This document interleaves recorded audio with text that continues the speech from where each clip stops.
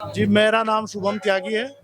हम जिला हरिद्वार से आए हुए हैं और इस मंदिर के बारे में की जो मान्यताओं के बारे में बहुत सुना था।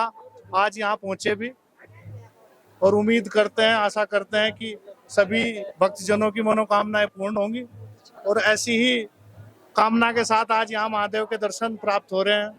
तो सभी श्रद्धालुओं के लिए हमारी तरफ से बहुत बहुत शुभकामनाएं, सभी की मनोकामनाएं पूर्ण हो। देखिए, जो ये आज बैकुंठ जी का मेला है, जिसे खड़राते दीपक जो संतान की कामना के लिए लोग करते हैं, इसमें 230 लोगों ने अपना नामांकन कराया था और अभी तक जो है 155 लोग आ चुके हैं और जो है अभी आने लगातार जारी है। और जब गोधूली बेला होगी तो इनका प्रदीप प्रज्वलित कर दिया जाएगा और रात्रि भर इनको ओम नमः शिवाय पंचाक्षरी मंत्र का जाप करेंगे। प्रातःकाल जब पूजा होगी तो अपना दीपक जो है महंत जी के हाथों में स्वीकारपण कर देंगे। उसके बाद गंगा स्नान कर आएंगे, उनका हवन होगा, गौदान होगा और फिर उनको सुफल दिया जाएगा कि आपकी मनोकामना पूरी हो।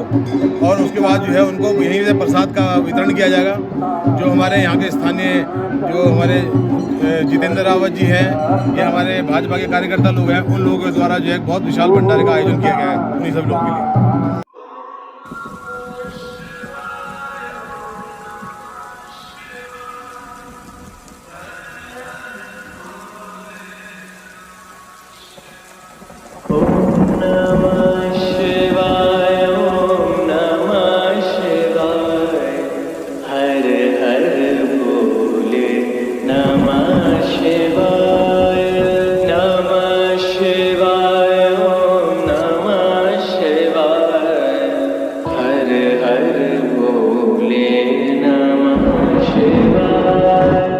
देखिए, जो इसका हमारे पुराणों में वर्णन है वह यह है कि जब देव और असुरों का युद्ध हुआ तो देवता के क्या हो गए, हार होने लग गए। जब सब देवता हारने लग गए तो जो है वो भगवान विष्णु जी की शरण में गए कि भगवान प्रभु हमारी रक्षा कीजिए। भगवान विष्णु जी ने बोले युद्ध में जाना था पड़ा, क्योंकि देवताओं के लिए रक्षा के लिए उनको ही अग्रसर होना पड़ा। तो उन्होंने कहा कि जब मैं युद्ध में जाना ही है तो मैं उससे पहले जो है मैं अपने आराध्य देव मेरे शिव है, मैं उनका जो है यहाँ पर पूजन करता हूँ, आराधना करता हूँ। तो सहस्त्र कमल के पुष्प लिए उन्होंने और सहस्त्र भगवान शिव के नाम होते हैं। रुद्राय नमः, पशुपते नमः, नीलकंठाय नमः, विरूपाक्षाय नमः, पिनाकिनी नमः, नक्षत्र विग्रहाय नमः, घोराय नमः, कालाय नमः, कालकंठाय नमः। ऐसे से अनेक सहस्त्र नामों से भगवान शिव का जो है एक कमल का पुष्प लाकर पूजन करने लगे। इधर भगवान शिव ने देखा कि यहाँ जो है भगवान विष्णु की परीक्षा लेते हूँ कि क्या एक फूल छुपा के देखता हूँ।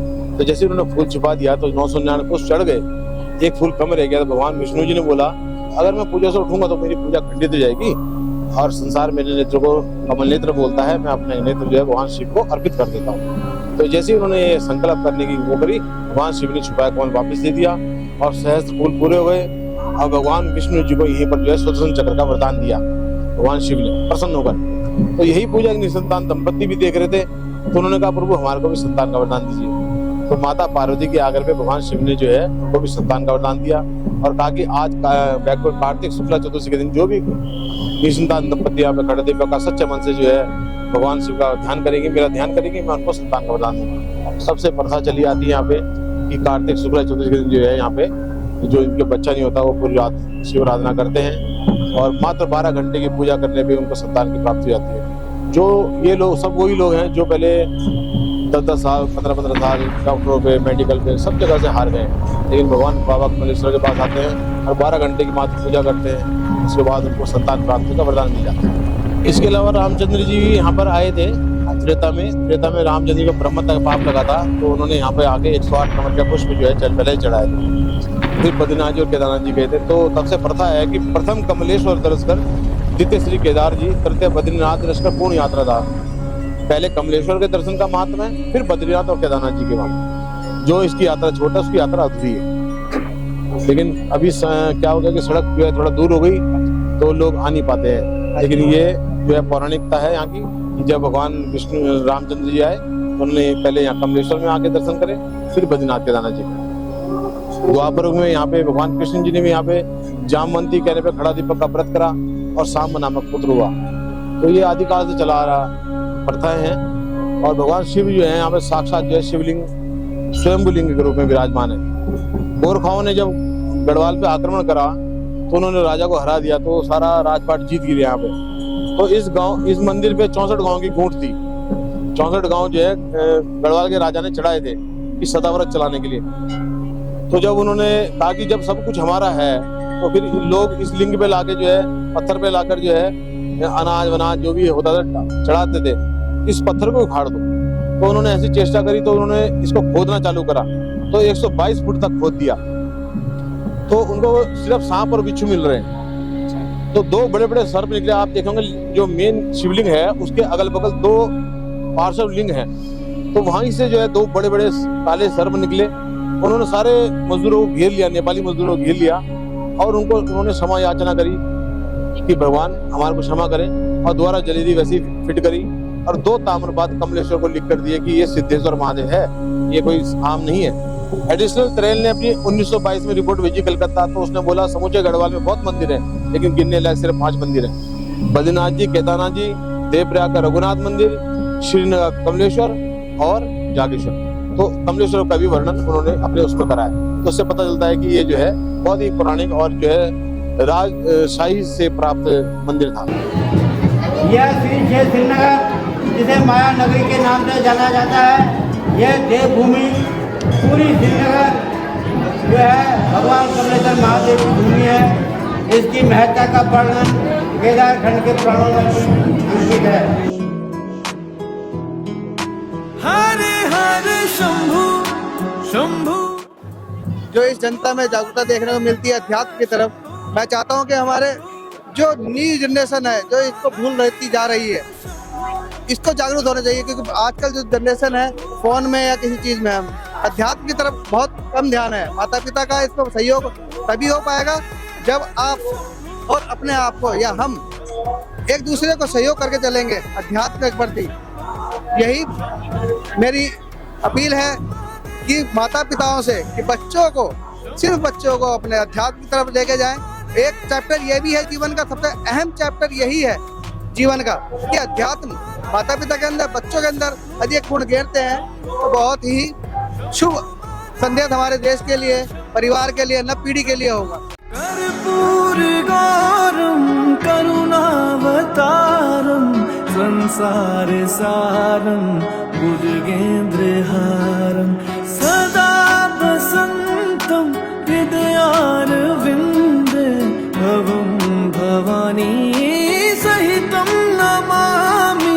कर्पूरगौरं करुणावतारं संसार सारं भुजगेन्द्रहारं सदा वसन्तं हृदयारविन्दे भवं भवानी सहितं नमामि। हरे शंभु शंभु शंभु महादेव शंभु शंभु शंभु महादेव हरे शंभु।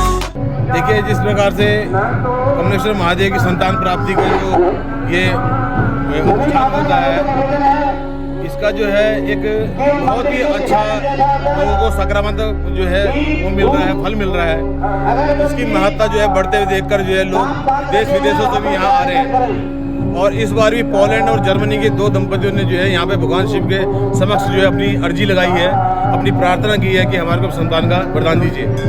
और जिस प्रकार से हम देख रहे थे कि 2-3 साल से अभी मेला का आयोजन नहीं हो रहा था, पूजा तो हो रही थी यहाँ पे, जो खड़ा दीपक की वो तो अनुमति जारी रही, कोरोना काल में भी रही, लेकिन जो है जो मेला जो 7 दिवसीय लगता था वो नहीं हो पा रहा था। लेकिन इस समय स्थानीय विधायक हमारे डॉक्टर धन सिंह रावत जी के अथक प्रयासों से जो है यह मेला भव्य रूप ले रहा है। और आज जो है सबसे बड़ी खुशी की बात है, इतिहास में अभी तक जो है कभी जैसे भूमि पूजन होता था मेले का, उसमें इस बार जो है कमलेश्वर महादेव का नेतृत्व रहा। और ये हम उनको बहुत बहुत जो है साधुवाद देते हैं कि इस प्रकार से जो है समाज को, धर्म के लोगों को सम्मानित किया जा रहा है। जो बेसंतान लोग दुखी, सब जगह से दुखी होते हैं, वो यहाँ आते हैं तो उनको अवश्य अवश्य अवश्य संतान की प्राप्ति होती है। वो बैकुंठ चतुर्दशी को यहाँ आए, अपना उद्यापन करें, 1 दिन का व्रत करें, शाम को 5 बजे से लेकर सुबह 4 बजे तक खड़ा दिया रखें अपने ऊपर, अपने हाथों में। अगर उनके साथ कोई आता है तो वो भी उसके लिए लाभदायक होता है। और रात भर वो यहाँ भजन होता है। रात को जब भजन खत्म होने के बाद सुबह हवन होता है और जो खड़े दिया करती हैं वो जाकर स्नान करती हैं और फिर वापस आती हैं। उनको पंडित जी प्रसाद देते हैं। जब वो संतान की उनको प्राप्ति हो जाती है तो वो वापस उस प्रसाद को लाकर मंदिर में चढ़ाते हैं और साथ में अपने नव शिशु को भी लेकर आते हैं।